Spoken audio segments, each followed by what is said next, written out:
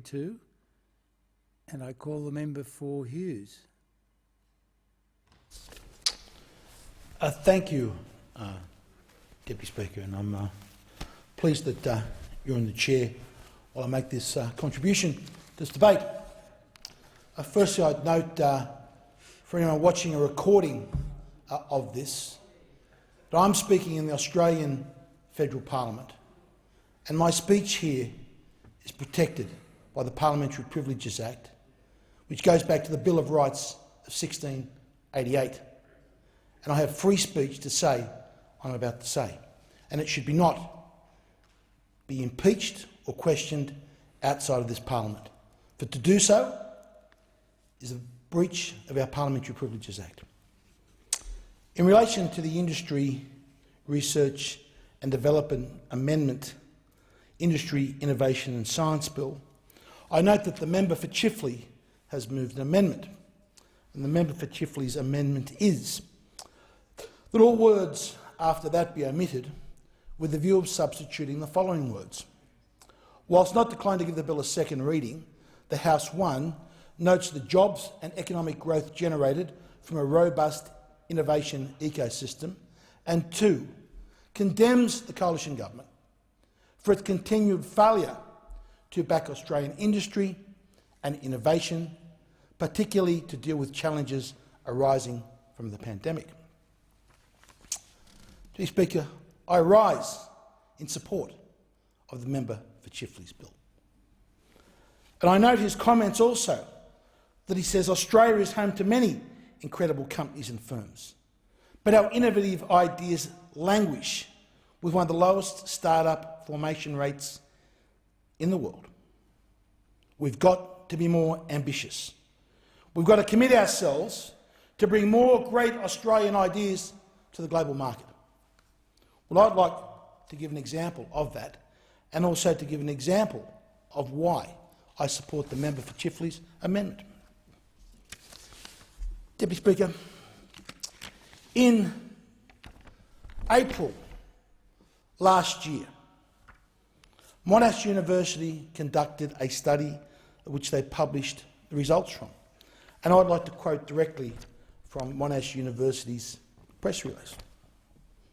A collaborative study led by Australia's Monash Biomedicine Discovery Unit and the Peter Doherty Institute of Infection, a joint venture of the University of Melbourne and the Royal Melbourne Hospital, has shown that an anti-parasitic drug available around the world kills COVID within 48 hours. The Monash Biomedicine Discovery Institute's Dr. Kylie Wagstaff, who led the study, said the scientists had shown that the drug Ivermectin killed the SARS-CoV-2 virus growing in cell culture in 48 hours. Quote from Dr. Wagstaff, "We found that even a single dose could essentially move all the viral RNA by 48 hours, and that even at 24 hours there was a really significant reduction to it," Dr. Wagstaff said. She continued, "Ivermectin is widely used and seen as a safe drug. We need to figure out now what dosage you can use for humans, and will that be effective?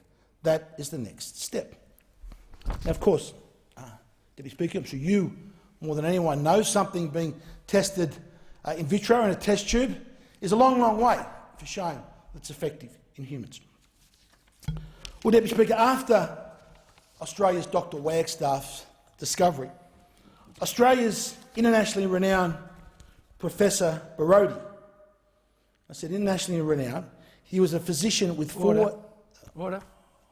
You've got to be kidding. Point of order. You seriously Order. Deputy Speaker, it is essential to the dignity of the House that we debate the matters before us. The second reading amendment is narrow in its focus on the industry aspects of the pandemic. It doesn't allow the member to speak about Ivermectin, a drug which the Therapeutic Goods Administration has asked Australians not to use, and suggested that it not be imported for the purposes of dealing with COVID.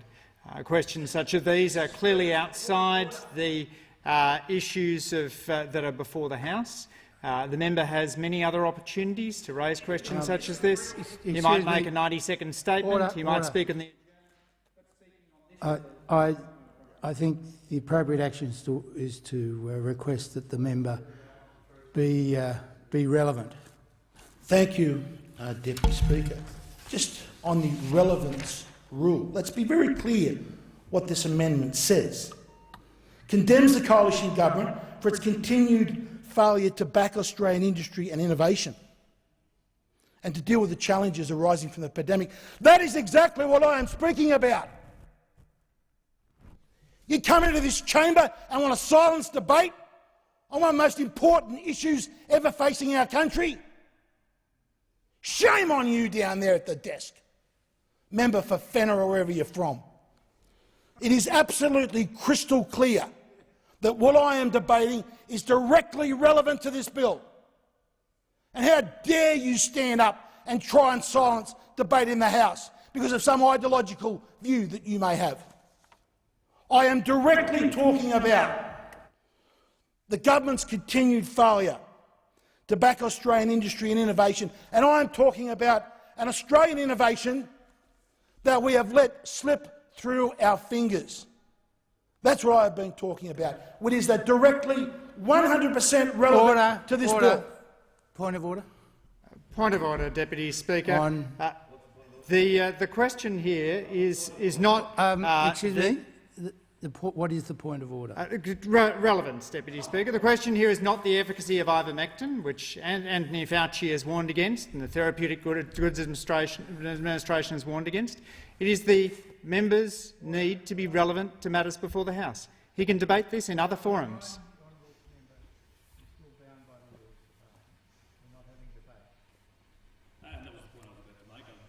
Far be it from me to get involved, Mr Deputy Speaker. However, a point of order and relevance has already been made, and of course you can't debate at the box. It's simply to make the point. Thank you. Now, I would remind the member to please be relevant. You're not here to grandstand. You're here to deliver a speech about a bill. Thank you. Thank you, Acting Deputy Speaker. And consistent with your ruling, I'll continue to talk about Australian innovation. And with that, under the rules of this House, I'm absolutely 100% entitled to cite an example. And that is what I am doing, Deputy Speaker. You've cited an example and it's now time to move on. Thank you. So I firstly cited the example. I started, before I was interrupted, with Dr Kylie Wagstaff from Monash University that discovered that ivermectin kills COVID stone cold dead in a test tube.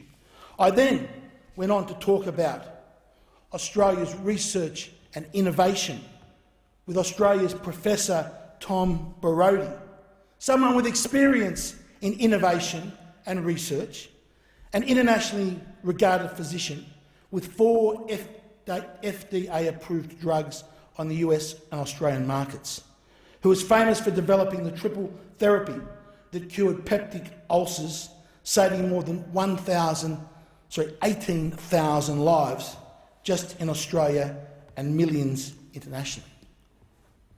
Professor Borody understands about innovation. He understands about what it is to work in Australian industry and develop an idea and take it through to the marketplace. And that is exactly what we are talking about. Now, what did Professor Borody say following Dr Wagstaff's discoveries? He says the combination of 3 approved off-the-shelf drugs could be the answer to Australia's COVID crisis. He said, and I quote directly, "If nothing else, make it available in aged care homes immediately." Order. I remind the member to be relevant. This has no relevance to the bill at hand. With the greatest respect, Deputy Speaker, this bill is called the Industry Research and Development Amendment. There is an amendment before the House, and that amendment condemns the coalition government for its continued failure to back Australian industry and innovation, particularly to deal with the challenges arising in the pandemic. And that is precisely what I am talking about. I'm talking precisely about the amendment, and I'm precisely giving an example of what the amendment moved by the opposition talks about. So I'll continue. Professor Barodi said, if nothing else, make it available immediately in aged care homes. Our elderly are at the highest risk, and this is a very safe... Order. Point of order. Member for Fenner. Deputy Speaker, the question is not about Professor Barodi's views, which have been repudiated by the Royal Australian College of GPs. It is about the member's ability to be relevant to the bill at hand. And if he cannot be relevant, Deputy Speaker, you should sit him down. If he continues to defy your ruling, you should sit him down. He has other channels of this parliament in which he can pursue these issues. Look, I'll allow the member to continue, but I do remind him to be relevant. I do have the ability to stop you from speaking. I don't want to do that. Make that quite clear. And I respect your rights to express your opinion, but you must stay relevant to the bill. And continuing on this subject, I don't consider it to be relevant. I appreciate your ruling, Deputy Speaker. I'll continue to be relevant to the amendment that is before the House. And I'll state that amendment again. That the amendment, moved by the opposition, condemns the coalition government for its continued failure to back Australian industry and innovation. And I'm talking about Australian innovation. I'm giving an example of Australian innovation. And that amendment further says, particularly deals with the challenges arising from the pandemic. This words, what I'm saying, could not be more relevant to the amendment. But I'll continue since where I was interrupted. Professor Barodi said, when he was talking about innovation and how he was trying to innovate here in Australia, which is exactly what we are debating here. He said also, our frontline workers deserve more protection with a preventive medication like this as an emergency treatment if they test positive. An Ivermectin tablet can cost as little as $2, which could make it by far the cheapest, safest and fastest cure for the Australian economy. Now, how have we missed the boat? This was a wonderful opportunity to showcase Australian innovation.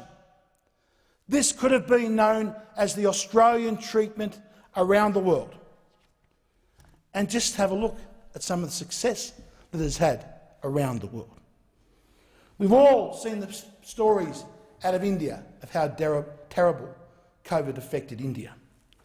Well, India's state of Uttar Pradesh has a population of 230 million. I've been there. It's a very big place. And their Chief Minister, Yogi Adityanath... Order. Point of order again. This is beyond a joke, Deputy Speaker. The interruptions are beyond a joke. This is a deliberate attempt to silence the debate. Order. Let me hear the member for Fenner, who I believe has a point of order, which he has to state the... I do, Deputy Speaker. Relevance. This is not a question of ivermectin, which the Centre for Disease Control has warned against, and the Australian Department of Health has warned against. Okay. Look, it is the member's ability to be relevant to the bill. And if he can't do that, Deputy Speaker, you should sit him down. He doesn't. You ask him these things, but he doesn't change his behaviour at all. Well, thank you, Deputy Speaker. And as the honourable member would know, he's not able to debate at the box on a point of order, just to make the point of order. Thank you for that.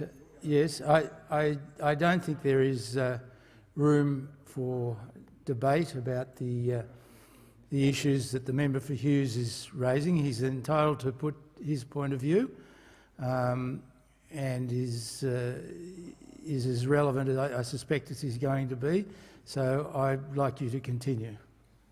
CP, in the 40 seconds that I have left, I'll try and wrap up. It was the Indian state of Uttar Pradesh that looked at Australian innovation and industry. And they took notice of Professor Barodi, while others may. And what did they do, Deputy Speaker? From having a daily case rate of 35,000, using Barodi's ivermectin treatment, an innovation discovered in Australia, They have their 7-day average case down to 19 and their 7-day average death down to just 2 people with 6 to 7% vaccinations. This is a disgrace. The conduct of the member at the desk during this The debate member's has been a time disgrace. expired. The question now is that the amendment be disagreed